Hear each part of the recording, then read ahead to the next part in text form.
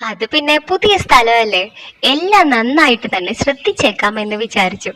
അത് പറയുമ്പോ ആരെന്റെ കണ്ണുകൾ തന്നിൽ പതിഞ്ഞിരുന്നോ എന്ന് ചന്ദ്രികയ്ക്ക് സംശയം തോന്നി. ശ്രദ്ധിച്ചോ, അവസാനം തിടുക്കത്തിൽ ഇവിടുന്ന് സ്ഥലം മാറ്റി പോകാതിരുന്നാ മതി.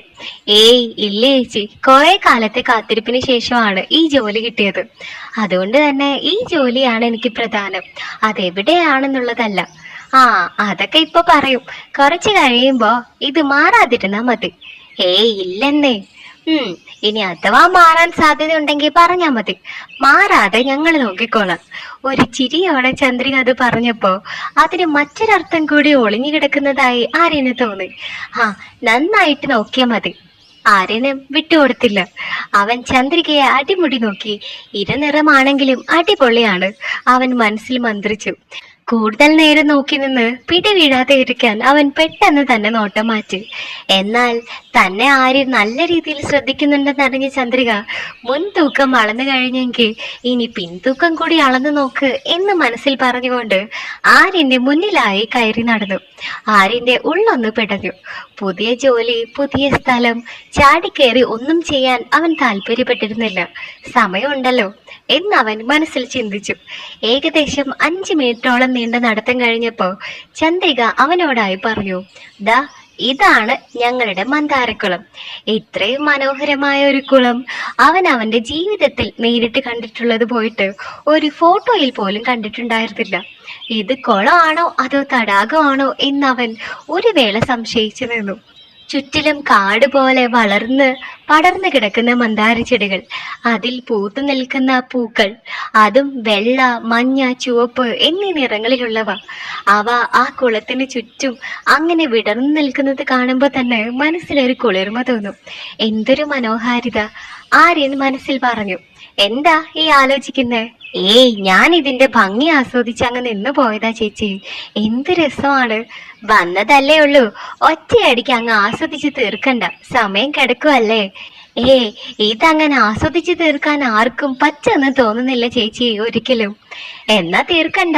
പിന്നെ ഇത് മാത്രമല്ല കേട്ടോ ഇവിടെ ഉള്ളത്, ആസ്വദിക്കാൻ പറ്റിയ പല വേറെ കാര്യങ്ങളും ഉണ്ട്. വീണ്ടും എന്തോ ഒളിപ്പിച്ചുകൊണ്ടുള്ള ചന്ദ്രികയുടെ സംസാരം അവനെ ഒന്നുകൂടി പുളകിതനാക്കി. അതെന്താണാവോ വേറെ കാര്യങ്ങള്? അതൊക്കെ വഴിയേ കണ്ടോളും. എന്തായാലും ഇവിടെ തന്നെ കാണുമല്ലോ. ഇനി എന്തായാലും ഇവിടെ തന്നെ കാണും. എല്ലാം കണ്ടിട്ടേ പോണുള്ളൂ. അത് പറയുമ്പോ ആര്യന്റെ കണ്ണുകൾ വീണ്ടും തന്നിൽ പതിഞ്ഞത് ചന്ദ്രിക ശ്രദ്ധിച്ചു. ചന്ദ്രിക അവനെ നോക്കി ഒന്ന് വശ്യമായി പുഞ്ചിരിച്ചുകൊണ്ട് ബക്കറ്റുമായി പടവുകളിലേക്ക് ഇറങ്ങി.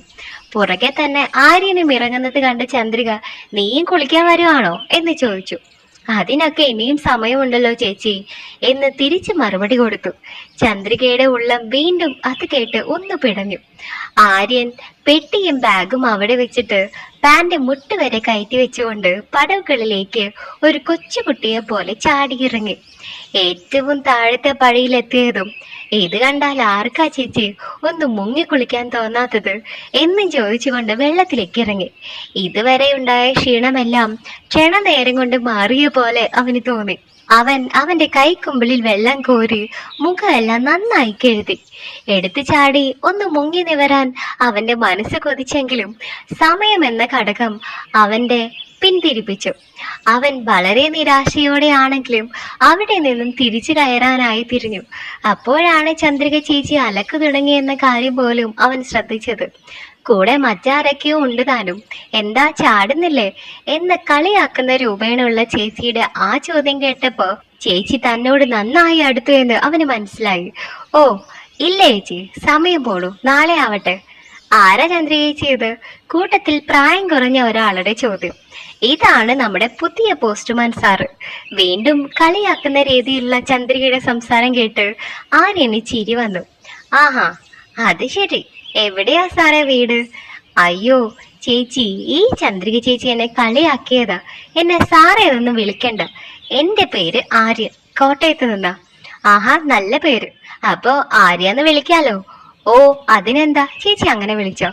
അപ്പോ ഞാൻ എങ്ങനെയാ വിളിക്കണ്ടേ? ഉടനെ ചന്ദ്രിക ചേച്ചിയുടെ ചോദ്യം.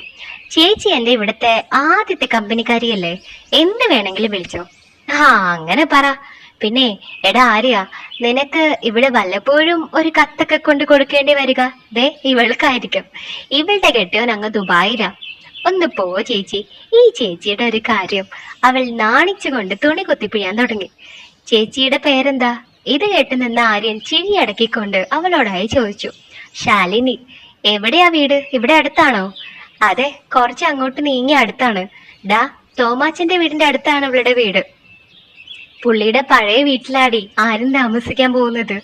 ചന്ദ്രിക ചേച്ചി ആര്യനോടും ശാലിനിയോടുമായി പറഞ്ഞു. ആഹാ, അത് ശരി. ആര്യൻ മറുപടി കൊടുത്തു. അങ്ങനെയാണെങ്കിൽ ഞാനൊന്ന് കുളിച്ചു കഴിയുന്നവരെ വെയിറ്റ് ചെയ്താ നമുക്ക് ഒരുമിച്ച് പോകാം. ഒരു സീൻ കാണാനുള്ള അവസരം ഉണ്ടെങ്കിലും സമയം വൈകിയത് കാരണം ആര്യൻ ആ ഓഫർ വളരെ നിരാശയോടെയാണെങ്കിലും തൽക്കാലം വേണ്ടെന്ന് വെച്ചു. അവസരങ്ങൾ ഇനി ഇഷ്ടം പോലെ കിട്ടുമെന്ന വസ്തുത കൂടി അവൻ കണക്കിലെടുത്താണ് ആ തീരുമാനം എടുത്തത്.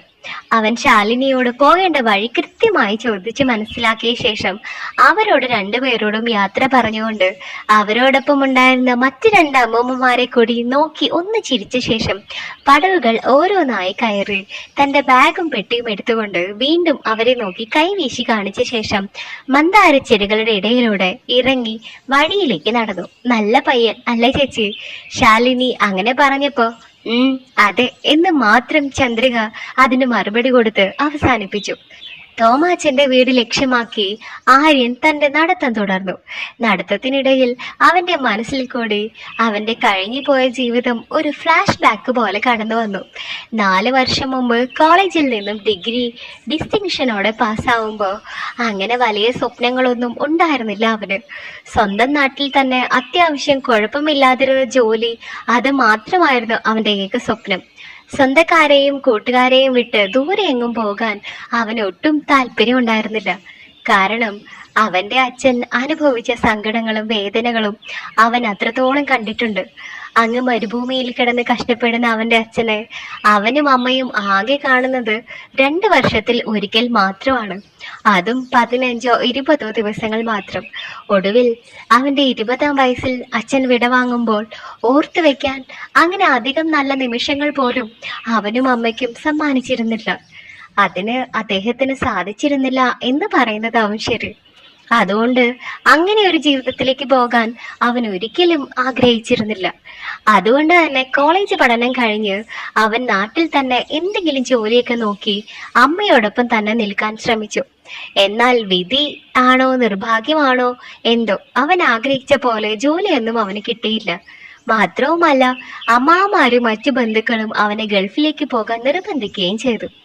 ആദ്യമൊക്കെ അവൻ ഒഴിഞ്ഞു മാറി ചില്ലറ പണികളൊക്കെ ചെയ്ത് പല പരീക്ഷകളും എഴുതി അതിന്റെ ഫലവും കാത്ത് പ്രതീക്ഷയോടെ ഇരുന്നു. എന്നാൽ ഒന്നും അങ്ങോട്ട് ശരിയായില്ല. ഒടുവിൽ ഡിഗ്രി കഴിഞ്ഞ് 4 വർഷമായിട്ടും തന്റെ മോൻ തനിക്ക് വേണ്ടി ഇവിടെ നിന്ന് ഒരു നിലയിലും എത്താനാവാതെ നിൽക്കുന്നത് കണ്ട അവന്റെ അമ്മ പോലും അവനെ ഗൾഫിലേക്ക് പോകാൻ നിർബന്ധിച്ചു. മനമില്ലാ മനസ്സോടെയാണ് ഒടുവിൽ അവൻ അതിന് സമ്മതം മൂളിയത്. അങ്ങനെ പോകാനുള്ള ദിവസം എത്തുമ്പോഴാണ് ഇന്ത്യ പോസ്റ്റ് എക്സാം റിസൾട്ട് വന്നതും അവന് ജോലി കിട്ടിയതും.